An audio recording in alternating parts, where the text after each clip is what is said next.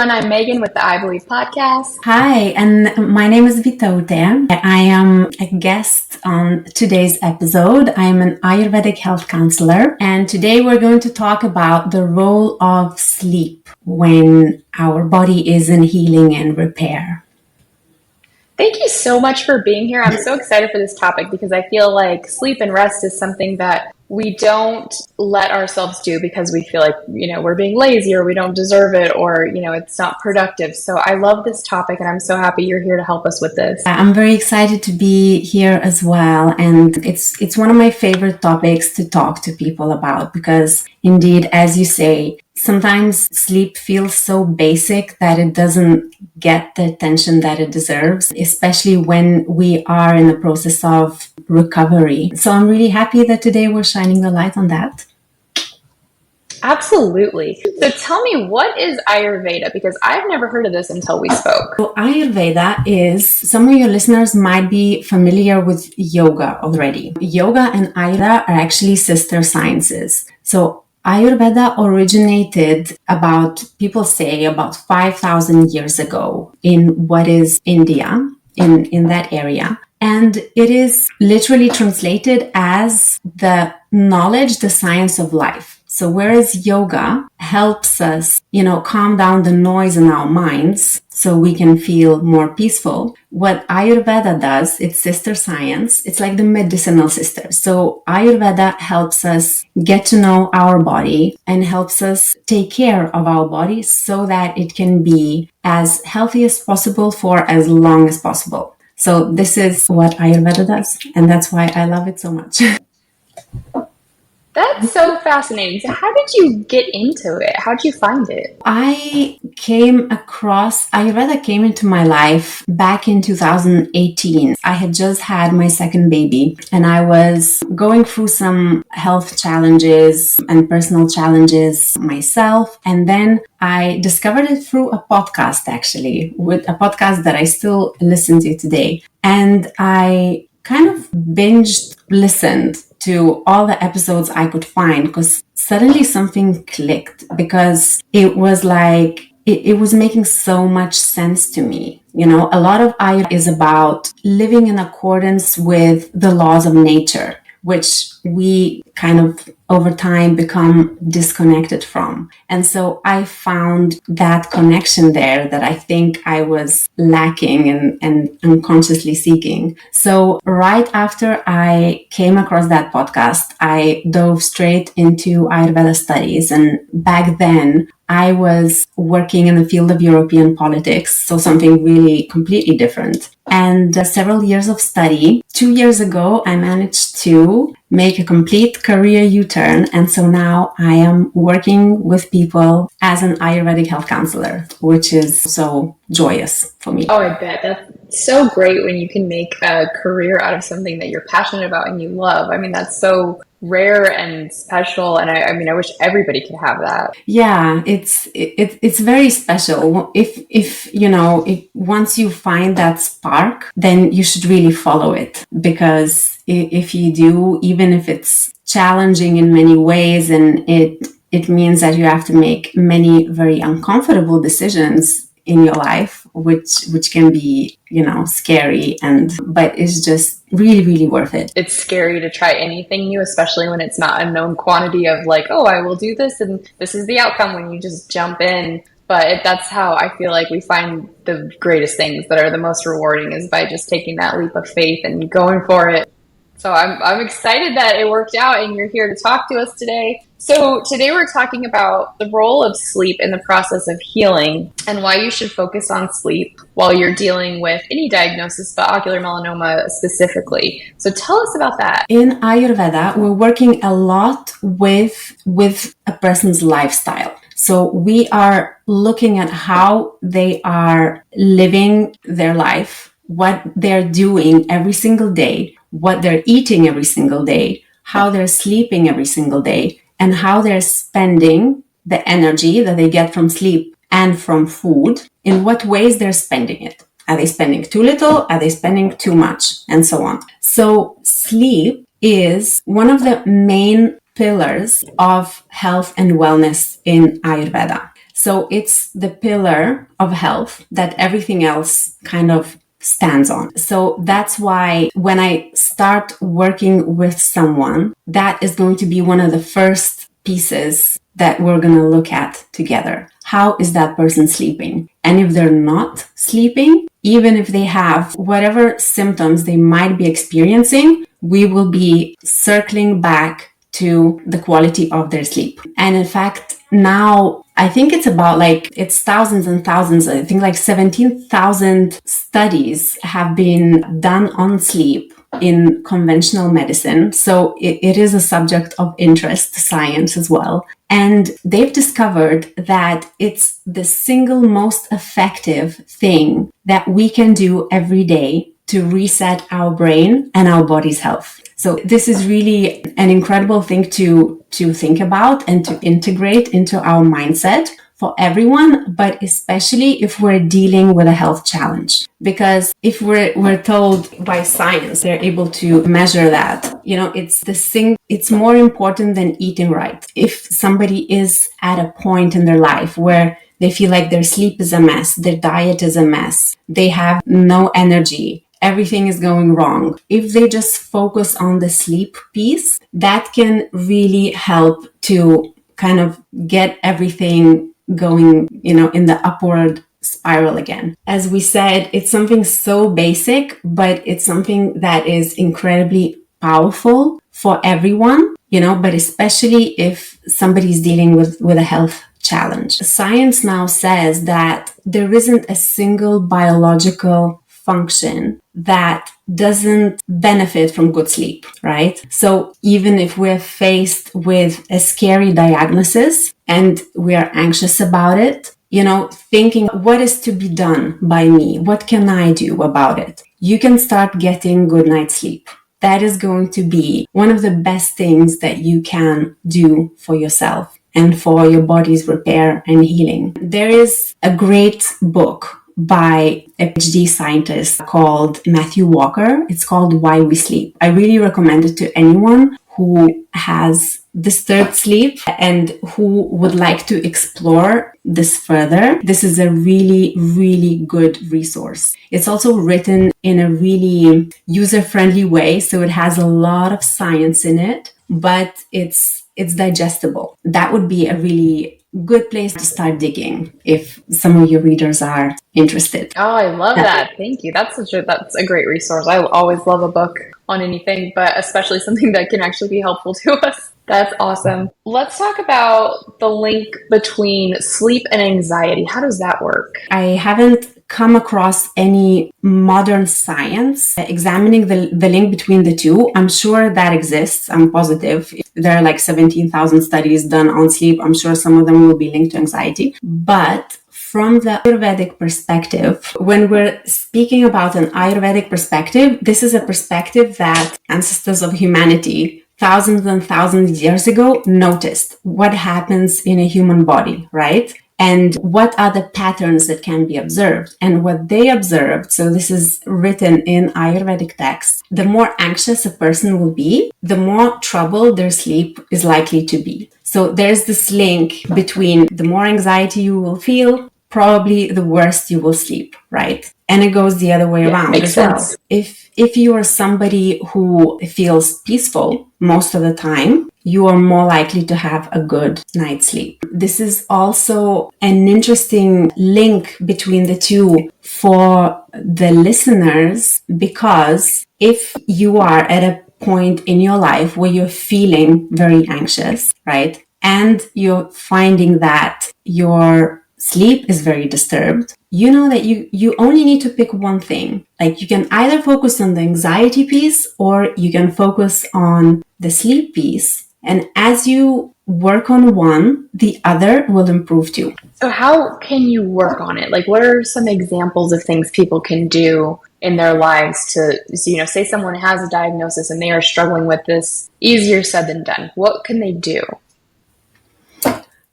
As general advice, right? Because Ayurveda it takes a personalized approach always. So we always look at a person as a whole, what is going on in their life and in their body this very moment. But as a general guideline, if someone is experiencing a lot of anxiety, the first thing that I would look at is how much caffeine are they also consuming? And so that is probably one of the easiest ways to bring the anxiety down, because caffeine is a nervous system stimulant. So and anxiety is stimulation of the mind, right? When we're anxious, our mind is stimulated because we're always projecting these scenarios like a ping pong ball in your head. So in Ayurveda, we look at qualities of what is happening in the body. So anxiety is the quality of movement, of stimulated movement of thoughts. And so what other things in your life give you stimulation? What other things are you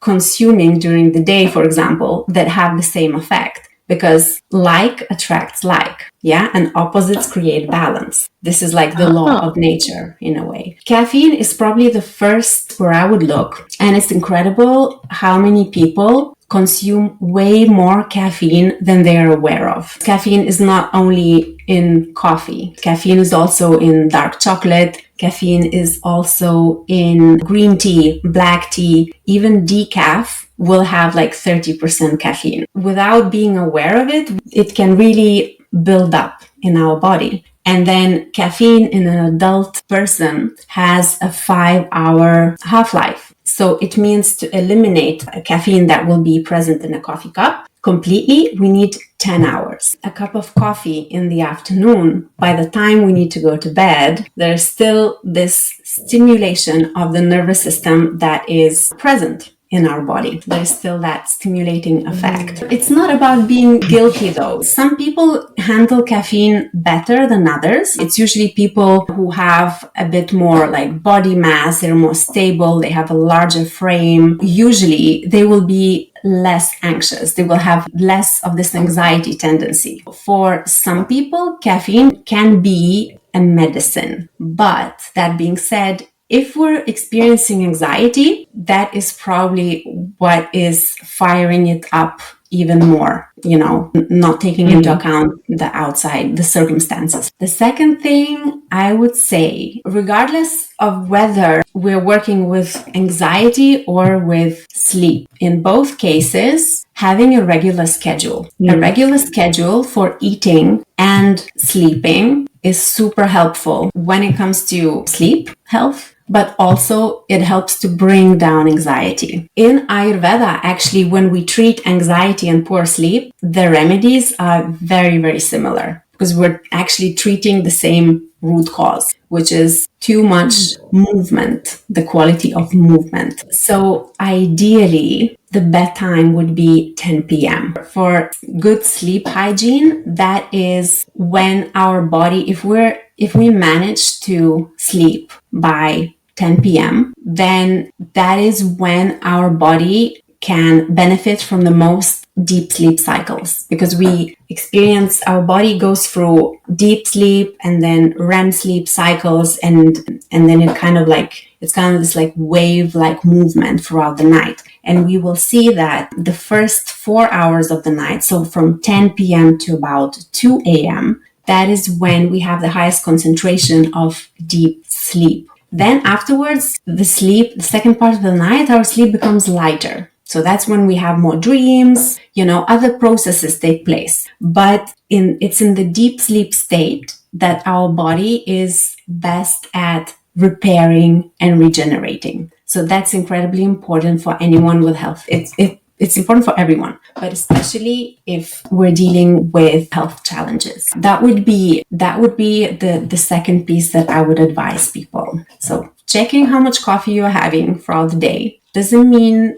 that you have to cut it all out. In fact, if somebody is very used to having a lot of coffee, like 3 cups of coffee per day, and if they suddenly go off it, it can create, withdrawal symptoms. It can create extra agitation in the body, because that's a very sudden change. Any kind of sudden change can create agitation. So, phasing it out, maybe first making like half a cup less, or replacing it with an alternative, especially in the afternoon, and then gradually phasing it out. And then looking at what time are you going to bed, right? What is your evening routine? Are you allowing your nervous system to wind down? Because our nervous system also needs like a buffer, to go from like high functioning working brain into a relaxed brain. It's not like a on and off switch. So we need to also foresee a couple of hours in the evening where we reduce our screen time, right?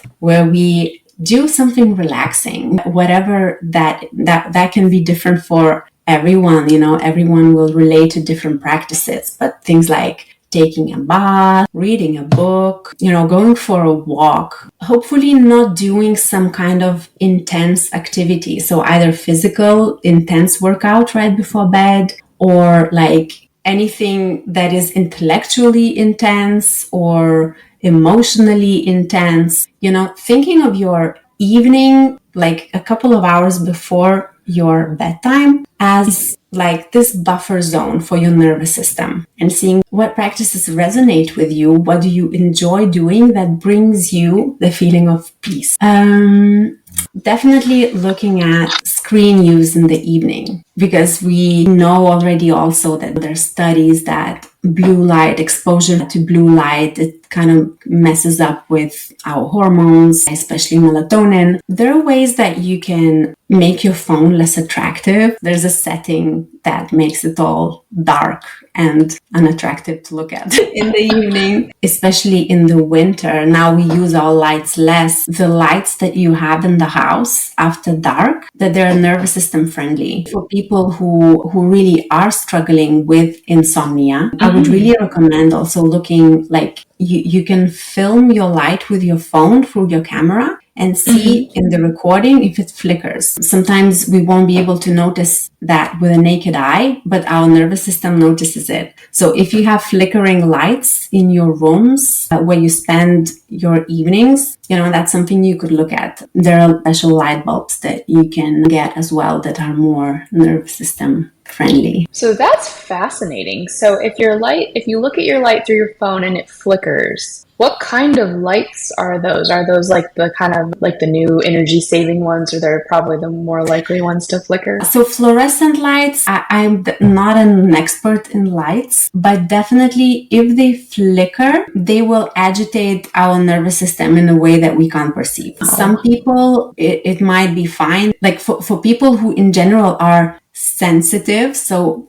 going through a lot of anxiety, are not sleeping well, that is an additional thing that they could look at. I think it would be probably LED lights, but don't quote me on that. Yeah, that makes a lot of sense. We can do a little research into that and maybe see if we can do like a follow-up with something on lights, because I've never heard of this. So this to me is fascinating. This is definitely something that we could look into a little more. There is a lamp shop that I drive past every time I go to my grocery store. When I drive by, there's a camera on my car. I can see, like when I drive past, when I look at that shop through the camera, it's going in all directions. It's like flickering like crazy. And it's a room full of, pretty lamps. And so I'm thinking like for the people working there, I wonder how they're sleeping. Oh, you just blew my mind, because that's happened before where I've taken a video, and you see the light bulbs flashing and you can't see it to the naked eye, but in a video you can. That is really fascinating. I'm going to go like film all my light bulbs now. Starting with these 3 things: monitoring your caffeine intake, checking your bedtime and seeing how you're using your evening time. Are you using it to get more stuff done? Or are there things that you can do to help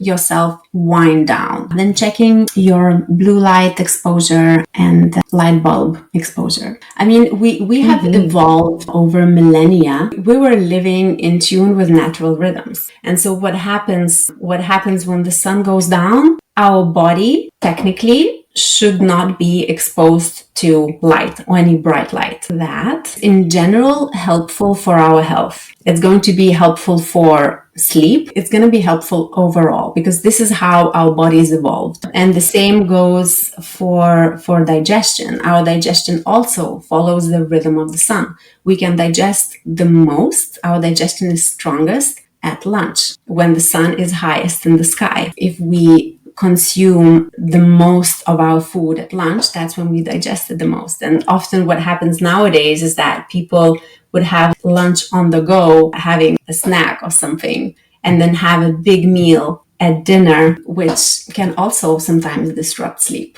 because at dinner it's like our digestion capacity goes down, just like the sun. That's another thing for sleep health. Checking when are you having dinner? Are you leaving enough hours? So maybe leaving a good buffer of 3 hours before you're going to sleep. That, for me, that's a big one. I tend to eat more of my food in the middle of the day. I don't eat dinner very often. And when I do eat dinner, especially a later, bigger dinner, I don't sleep near as well. But when I go to bed on more of an empty stomach, I always sleep so much better. So that is something that I try to do. And I can tell a huge difference. Yeah, for me it's the same. And that's because our body, so especially during this time from 10 p.m. to 2 a.m., that is when our body is doing a different kind of digestion, according to Ayurveda. So it's not supposed to be digesting food, right? That's supposed to have already gone through. And during this time, it's digesting life. It's digesting our experiences. It's compartmentalizing, what happened to us during the day, sorting out our memories, sorting out our stories. And that is also the time when, since that's when we are supposed to be in deep sleep, that is the time when most of the body regenerative processes happen. So those processes, they will be impaired if our stomach is full, because then our body needs to multitask. We know that multitasking doesn't really work because you end up not doing any of the tasks well. So you neither digest well, you feel heavy in the morning, and you neither repair well. So that's another thing that people can look at to sleep better. Definitely. And that is, I think, very true. We could do a whole episode on just eating windows, I feel like, because especially when you are trying to heal yourself and you're going through something like that, there are so many studies on when the restorative processes happen in your body after eating. There's different hour marks, and I don't have them all memorized, but I've read it a ton of times where at this hour, since you've stopped eating, this process starts. And then at this hour mark, this process starts. And to get into that deep healing restorative state, you have to be fasted for quite a few hours. So the normal, for obviously we're in America. So for us, like the normal American eating schedule where you're eating at 6, 7 p.m. at night, you're never going to get to that phase. Yeah, I mean, also it depends how much you eat, right? So indeed, this could be a whole other episode, whether we do a lot, digestion is, so sleep is huge, digestion is also huge. These are the two things. But indeed, measuring, there are actually physiological ways to measure what your perfect portion should be. So there are ways that you can get a sense of how much can I actually eat so that I don't feel heavy afterwards, or that it doesn't disrupt my sleep, and so on. Yeah. And then also I think not completely in line with that, because it is sort of a whole nother issue, but somewhat in line with that is alcohol. If you especially as we age, if we drink alcohol, a lot of times it wakes us up in the middle of the night, and there's the whole chemical process that's happening that is waking us up. So if that happens to you, you're not the only one. It's not a weird you thing. That's all of us. It is a chemical process that wakes you up around 2 a.m. That's another thing that we could do is, cut back on the alcohol or skip it. Matthew Walker talks about in that book, Why We Sleep, as a very simple one-pager of good sleep hygiene. So this is going to be not from the Ayurvedic perspective, from the scientific perspective, but they're actually super, super similar. And he also talks about alcohol quite extensively there, and the effects that it has on sleep. On caffeine also, he has quite some discussions. I would really, really recommend this book. I use it a lot. I read it several times, and it's really good. So how much sleep do we need? So from the scientific perspective, they say between 7 and 9 hours, but they don't say who should have 7, who should have 8, and who should have 9 hours. From the Ayurvedic perspective, we do advise who should have 7, who should have 8, and who should have 9. in general, how much sleep a person needs will depend on their body type. No one should be getting less than 7, that's for sure. If you're getting less than 7 hours per day, per night, you are sleep deprived. You're running up a sleep deficit. From the Ayurvedic perspective, in general, people who will be needing the most sleep, so 9 hours, will be people who are experiencing anxiety, going through major changes, who already have a disrupted sleep, people who tend to lose or gain weight in short amounts of time. So it's in general a person, there is less stability to them and to their body. They are either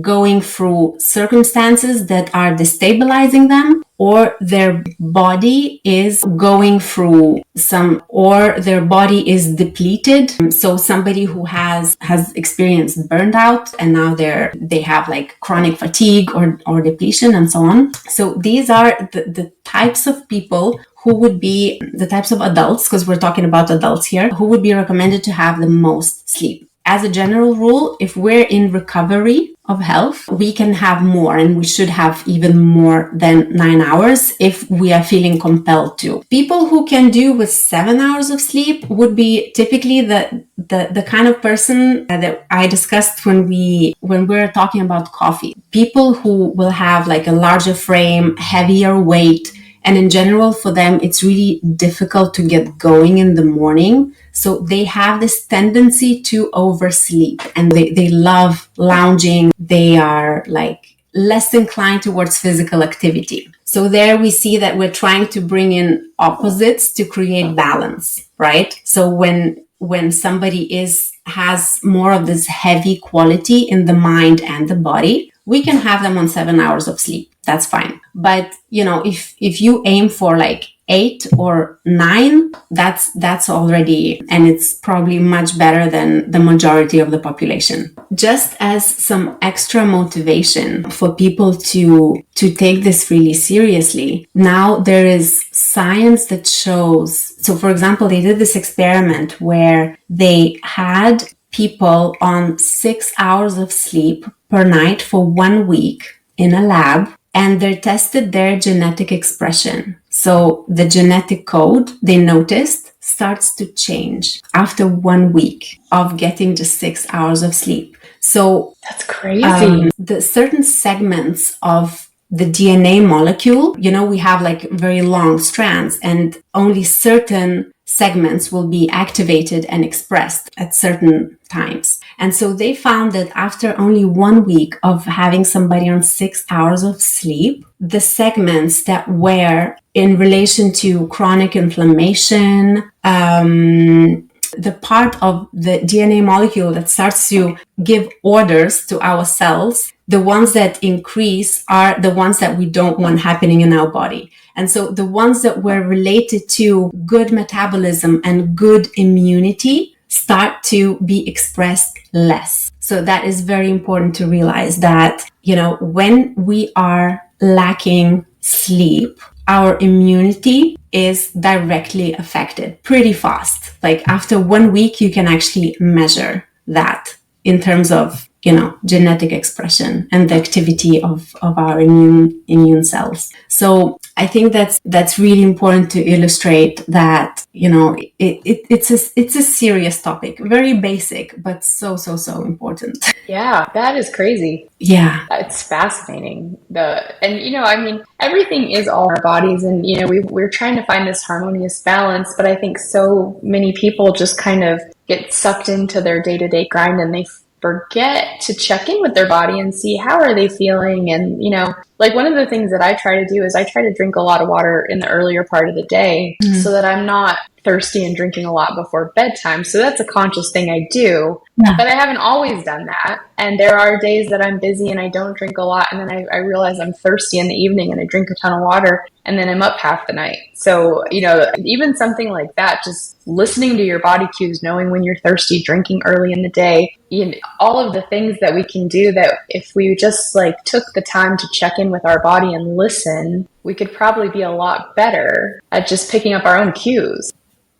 Yeah, actually, one of the first exercises, one of the first homework that I give to my clients is to fill in like a wellness journal where they, for a week or so, they're noting down everything they're eating, when they're going to bed, and then how they're feeling, either right after or the next day. And pretty soon people notice that certain types of foods make them feel a certain way, or when they prioritize certain things over, for example, sleep, what happens the next day, So, yeah, absolutely. And this is just one way, like, documenting on a piece of paper can be a tool to do that. But as you say, just like listening to your body, and noticing the cause and effect, checking in with yourself after you have had a heavy dinner the next morning. How do I feel? And then hopefully registering that and allowing that to influence your decisions in the future.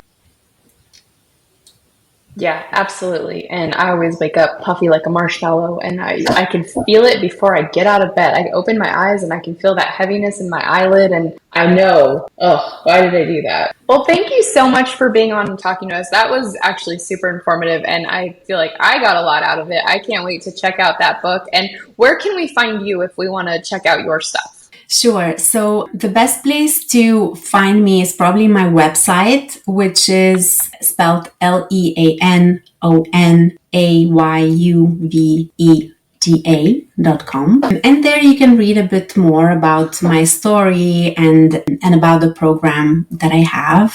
And then I'm also on Instagram, where I share some recipes and family stuff. And it's the same handle, Lean on Ayurveda. So these are the main two places where I hang out. Awesome. Well, we will link those in the show notes so everyone can find you. And I just want to thank you so much for your time. I know it's hard with us being in different continents, so thank you for making it work. And we really appreciate that you took the time to be with us and share all your knowledge. And to everyone out there watching, thank you for tuning in, because we cannot do this without you. The fact that you are here watching or listening, subscribe, please. If you want more content like this, all you have to do is follow along, like, subscribe, share, and we are happy to bring you more. So thank you so much. You can go to our website and sign up for our newsletter. You can check out our Tuesday night Zoom meetings if you want to connect with other fellow Omis that have, and you can go to 5Ks. We have a lot of 5Ks coming up. So there's so much going on in our community. Please come and find us, join our Facebook group, find us online, anywhere. We've got a lot of stuff going on, and we would love, love, love to have you join us. So until next time, we will see you. Have a great week. Bye, everyone. Thank you for having me. Bye. Bye.